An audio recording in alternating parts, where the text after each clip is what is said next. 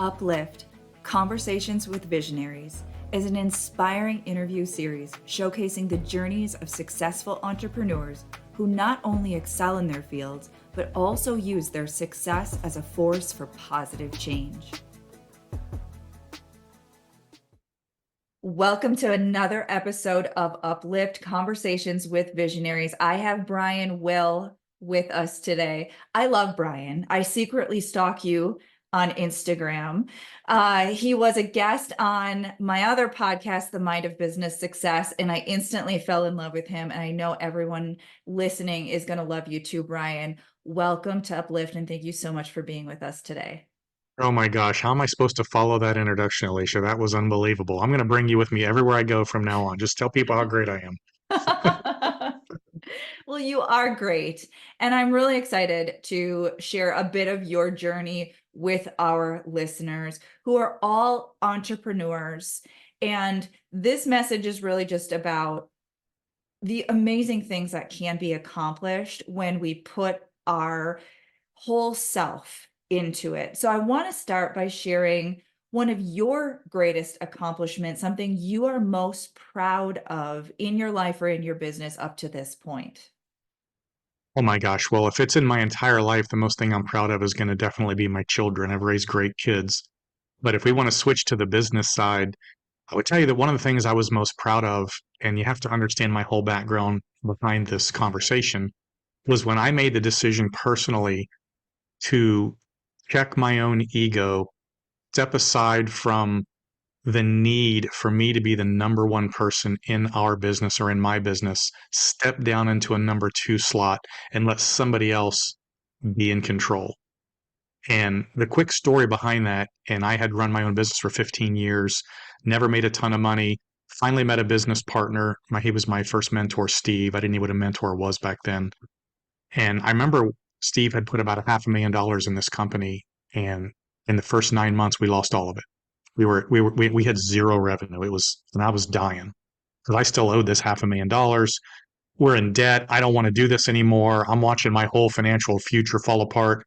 And Steve walked in my office and he said, "Hey man, we're going to drop another $66,000 in this business." And I said, "Steve, no, I'm not doing this. We're not doing it. I can't do it. It scares me to death. We're losing money." And he said, "Brian, it's going to work." And I said, "Steve, it's not working." He said, "Brian, listen to me. I've already done this before. This is not my first rodeo. I'm telling you this is going to work. Hang with me." And I said, "Steve, it's not going to work." And he said, "Brian, I'm going to make you a deal right now. You're my friend." He says, "I will let you out of this company, erase all of your debt, and we walk away as friends. But I need to know right now." And I'm sitting there in my chair staring at Steve. This is a guy who's probably worth, 20 million and I'm worth 20 bucks. And I finally, after about a minute, I said, "All right, Steve, I give. I'm in. I will do whatever you tell me. And if I'm going down, I'm going down with you." And he said, "Good. Now I don't ever want to have that conversation again." 2 years later, we sold that company for $80 million. And I wanted out because I was listening to myself instead of to the guy who had had all the excess and all the experience and knew what he was talking about. It was me stepping down and checking my ego and allowing somebody else to be in control that ultimately led to generational wealth and life changing for my entire family. And that's very, very difficult for entrepreneurs to do. That is a powerful story. It gave me a little bit of goosebumps.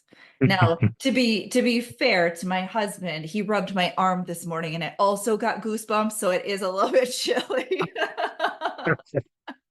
Let's not tell but anybody that. but truly that is incredible. And I'm so grateful that you shared the fact that your own mind, like that terror barrier, it Hmm. was it was gonna take you out of the game, and Yeah. you had a mentor who saw a bigger vision, knew what was possible for the business and for you, and then to have that type of exit and that type of success is really inspiring. So that in and of Alicia, itself is a it powerful message. scares me today every time I think about the fact that I could have said, "I'm out."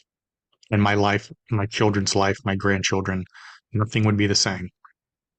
I'm telling you, when I built my last house, we have this big bar in the basement. It's just beautiful. It's a pool table room and everything. And there's a big piece of glass above the bar. In a circle, there's two letters, TS, and that's to Steve.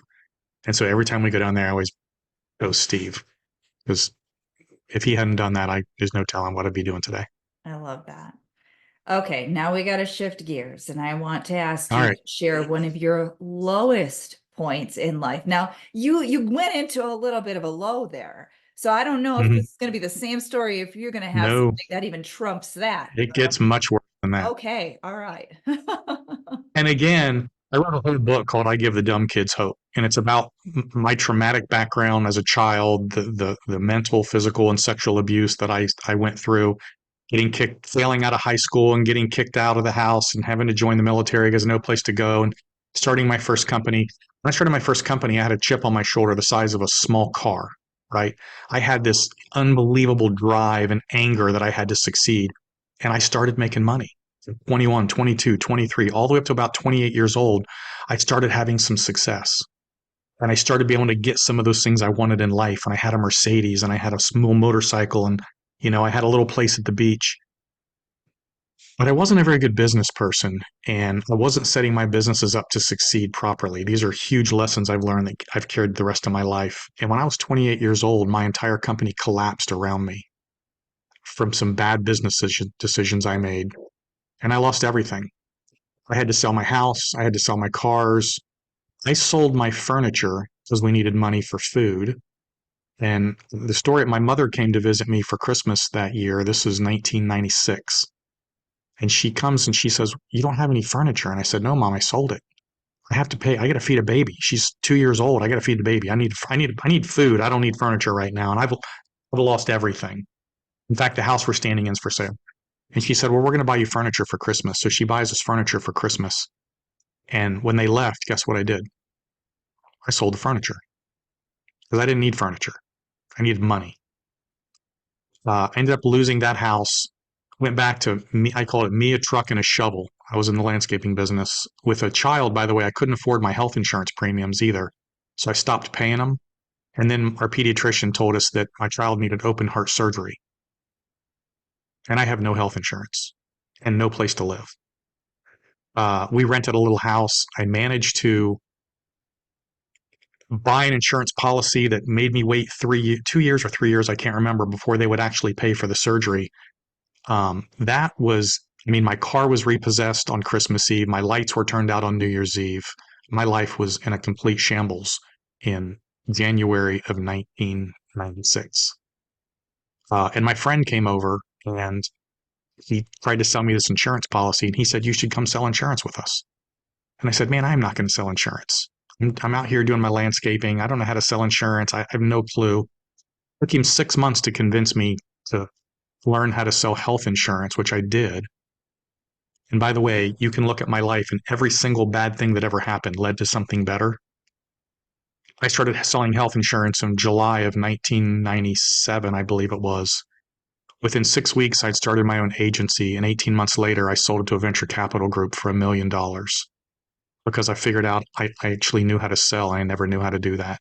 And that turned into 2 venture capital deals and a private equity deal and me meeting Steve. And everything good that's happened in my life came from that collapse of that landscaping company that I, by the way, hated doing every single day of my life. I hated that company. I hated what I did. And if it hadn't collapsed, I might still be doing it today instead of doing what I'm doing. So, extreme low point for me, bad business decisions I was able to carry forward, but also pushed me in a new direction that gave me everything I've got today. This Sometimes bad things are not bad. You just don't know This what's is the coming. theme that we just keep talking about. No matter what someone's story is, this is always the theme. Shit hits the fan. Everything has to break down so you can break through, because you never would have done any of those things that you needed to do to become the person you are today if that wouldn't have been all ripped away from you. We hold on. We hold on to shit, even though every part of our inner being is saying, I'm not happy, I'm not satisfied, this doesn't feel good, something's not right about this. And our mind is like, okay, but I don't know any other way. And so I'm just going to hold on to this sinking ship as though something is going to, save me. And it doesn't, it can't. And whether you're spiritual or not, right, there's definitely something at play here, because there's no joke about the hero's journey. There is some theme that runs within every great individual, and we see these types of things. So thank you so much for sharing this, because everybody could look at your success, they can look at all of your amazing books, they can see where you're at today and not know that you ever went through that. Tell people this when they're going through things. And I've often wondered if everything I went through in my life, from health issues to bad credit to no money to, all the crap that happened to me, if I went through that so that I would have the ability to relate to people on levels that most people can't. And I tell people frequently that we build these walls around our self image and our ego to protect us. And in order for a fundamental shift to change in who you are or how you're going to uh, react or deal with the world, sometimes you need to have those walls completely ripped down and get you down to your very base level of I got no place else to go. You also have to be very careful that when you get to that point, that you have good people in your life who start helping you build those walls back up and not bad people. You got to be very, very careful on who you let into your world in those times, because you can build the wrong walls back up and be right back where you were. But if you bring in the right people at your lowest point, you can build up bigger, stronger, more successful walls every single time. This is a perfect segue for me to ask how you are giving back. How are you helping to uplift others now that you have built yourself up and you have so much success, and you're a beautiful, inspirational individual, Brian. I'm sure you know that, but you also very much have that persona of I'm the business guy. You're talking about sales and all the technical, high level business conceptual stuff. But when we just get into you, Brian, and what's in your heart, how are you paying it forward? I'll give you two quick stories. The first one was about 15 years ago when I sold our third company, and I was out in Park City. I go skiing for like a month out there, and I met one of my mentors. His name's Paul Pilzer. And we go to lunch, and Paul's sitting at lunch, and he says, Brian, you've sold the companies now. He said, what are you going to do next? And I said, I have no idea, Paul. I have no idea. Maybe I'll start another business. And he said, why? Do you need the money? And I said, no. He said, then why are you going to do it? I said, I don't know what else to do. This is all I've ever done. For 20 years, I was head down, dark to dark, 7 days a week, building a business. I don't know what else to do. And he goes, well, what are you passionate about? And I said, passion? I don't know what passion is. That's a buzzword. I work. That's what I do. And he said, let me tell you something, Brian. I'll tell you something. You need to find something you're passionate about. Business or non-business is irrelevant. You need to find something you're passionate about, and you need to find a way to give back to the world some of what the world gave you. If you don't do those two things, you'll spend the rest of your life chasing money. And if you do those two things, that's how you'll find true happiness. And I was like, it's like my first mic drop moment. Like, I have no idea. It took me years to figure out what do I want to do. I have no idea. I found passion in writing. I love writing. I'm on my fourth book, and I've got a couple more lined up after that. My books are all designed to help people that are going through some of the things that I did, and they're starting out. My second book is How to Succeed with No Money, No Education, and No Clue. That is me, right?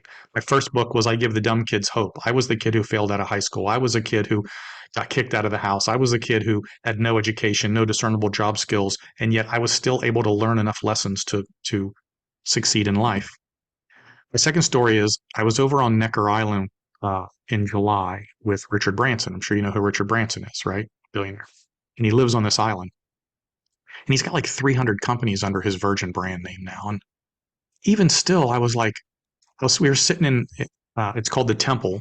where the 12 elders of the world go. Somebody and wants to look that up. There's some amazing crap that goes on there. And I said, Richard, why you're 73 years old? It was his birthday. I said, you're 73 years old today. Why do you still do this? I don't understand. You got people at your beck and call living on an island in paradise. You don't have to do anything.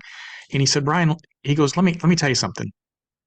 He goes, if you have an ability to do something, if you have a skill, if you have a talent, and that talent can be how to build businesses and help people do that. If you have a talent and ability and you can use that to make the world a better place, then you have an obligation as a human being to go do that, no matter what it is. And that was like my second giant lifetime mic drop moment. Like, and you sit there and go, wow, I don't think big enough. So I like to help entrepreneurs. I work with business owners. I work with people getting started. I like to help them figure out what they're doing wrong, all the technical stuff you talk about, which sometimes turns into psychotherapy. If you've ever done coaching, you understand that. That's what I like to do. I also I ran for city council in my hometown, right?